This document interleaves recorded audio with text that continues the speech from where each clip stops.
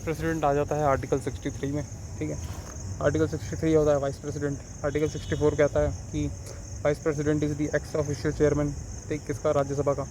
Article 65 क्या कहता है कि एक्ट एज प्रेसिडेंट, ठीक है। आर्टिकल 65 के तहत वाइस प्रेसिडेंट की तरह एक्ट कर सकता है अगर क्या बोलते हैं रिमूवल हो गया तो, डेथ या रिमूवल हो चुका है क्या बोलते हैं प्रेसिडेंट का। आर्टिकल 66 क्या कहता है, ये इलेक्शन प्रोसेस है और क्वालिफिकेशन है, दोनों है आर्टिकल 66 में, इलेक्शन प्रोसेस एंड क्वालिफिकेशन। तो इलेक्शन प्रोसेस क्या है, इलेक्टोरल कॉलेज आता है उसमें, ठीक है। इलेक्शन कैसे होता है, सीक्रेट बैलेट और एसटीवी जो प्रेसिडेंट का होता है सेम वैसे ही। इलेक्टोरल कॉलेज में कौन कौन आता है, both elected and nominated members of the parliament, ठीक, डज नॉट इंक्लूड एमएलएस।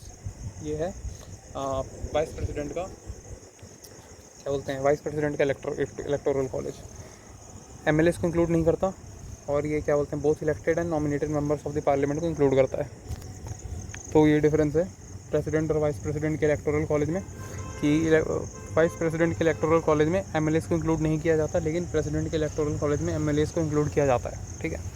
और प्रेसिडेंट में नॉमिनेटेड मेंबर्स इंक्लूड नहीं होते हैं, लेकिन इलेक्टोरल कॉलेज वाइस प्रेसिडेंट के इलेक्टोरल कॉलेज में नॉमिनेटेड मेंबर्स को भी इंक्लूड किया जाता है, ठीक है। क्वालिफिकेशन क्या होती है वाइस प्रेसिडेंट की, तो सिटीज़न ऑफ इंडिया होना चाहिए, ठीक है, 35 साल का होना चाहिए, qualified for the election of Rajya Sabha, ठीक, प्रेसिडेंट लोकसभा के लिए क्वालिफाई होना चाहिए और ये राज्यसभा के लिए। Not hold office of profit, obvious सी बात है, और not member of central state legislature, ये भी इंपॉर्टेंट बात है, ठीक। और इनके इलेक्शन के लिए कम से कम 20 प्रपोजर्स और 20 सेकेंडर्स होने चाहिए, 15,000 की सिक्योरिटी डिपॉजिट होनी चाहिए आरबीआई में, ठीक है। तो वाइस प्रेसिडेंट में 20 प्रपोजर और 20 सेकेंडर चाहिए होते हैं, और प्रेसिडेंट में 50 प्रपोजर और 50 सेकेंडर चाहिए होते हैं। ये शायद प्रेसिडेंट वाले में बोलना भूल गया था मैं, तो याद रखना कि वाइस प्रेसिडेंट में 20 प्रपोजर और 20 सेकेंडर, और प्रेसिडेंट में 50 प्रपोजर और 50 सेकेंडर्स, ठीक है। टर्म ऑफ ऑफिस आर्टिकल 67 कितना होता है, 5 साल। रेजिग्नेशन प्रोसीजर प्रेसिडेंट को देता है, ठीक है। रिमूवल कैसे होता है, तो resolution passed by the Rajya Sabha with effective majority, ठीक है। इफेक्टिव मेजॉरिटी से रेजोल्यूशन पास होना चाहिए। प्रेसिडेंट में भी यही था कि रेजोल्यूशन जो होगा इफेक्टिव मेजॉरिटी से पास होगा, ठीक है। And Lok Sabha bye simple majority. तो जिस क्या बोलते हैं जिस हाउस के अगर प्रेसिडेंट का हो रहा है तो थोड़ा माफ़ कीजिएगा तो प्रेसिडेंट का जो रेजोल्यूशन होता है वो दोनों ही हाउसेस में से स्पेशल मेजॉरिटी से पास होना चाहिए, लेकिन वाइस प्रेसिडेंट का जो रिमूवल का रेजोल्यूशन है वो राज्यसभा में से इफेक्टिव मेजॉरिटी से पास होना चाहिए और लोकसभा में से सिंपल मेजॉरिटी से पास होना चाहिए। अगर ये दोनों पास हो गया तो 14 दिन का नोटिस रिक्वायर्ड होगा किसके लिए, रिमूवल के लिए, और 20-20 इसमें भी 20 प्रपोजल 20 सेकेंडर लगने चाहिए।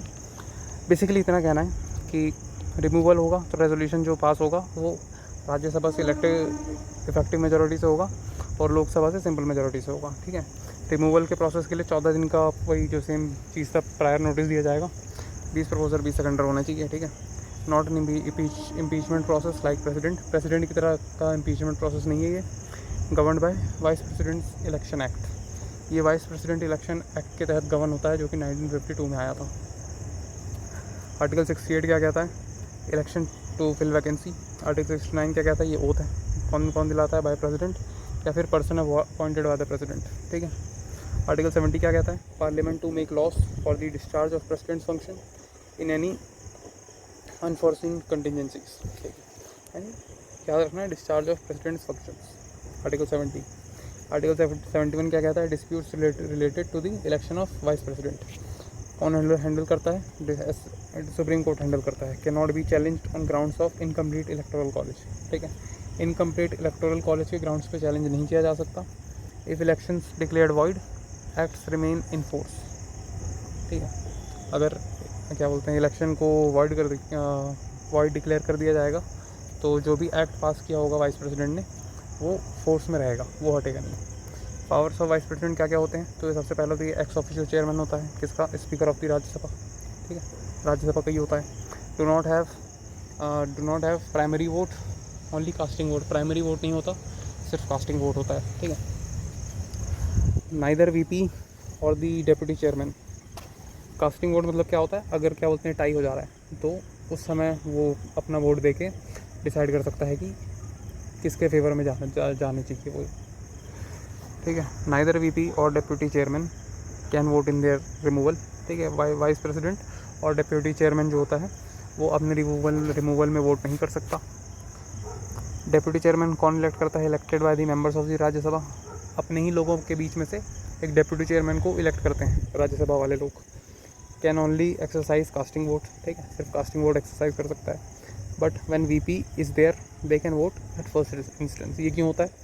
क्योंकि जब वाइस प्रेसिडेंट प्रेजेंट है तो जो डिप्यूटी चेयरमैन है वो तो एक नॉर्मल मेंबर ही है हाउस का, तो उसके पास प्राइमरी वोट होता है जब वो कुर्सी पे ना बैठा हो। अगर वो कुर्सी पे बैठा है तो उसके पास प्राइमरी वोट नहीं होता और सिर्फ कास्टिंग वोट होता है। एक्टिंग एज प्रेसिडेंट ये कब करता है? तो फॉर 6 मंथ्स, 6 महीने के लिए मैक्सिमम प्रेसिडेंट बन सकता है, until a new president is appointed, ठीक। रिक्वायर्स क्या बोलते हैं, receives president salaries and immunities while acting as president, ठीक है। समझ में आ गया? तो इतना ही था वाइस प्रेसिडेंट का।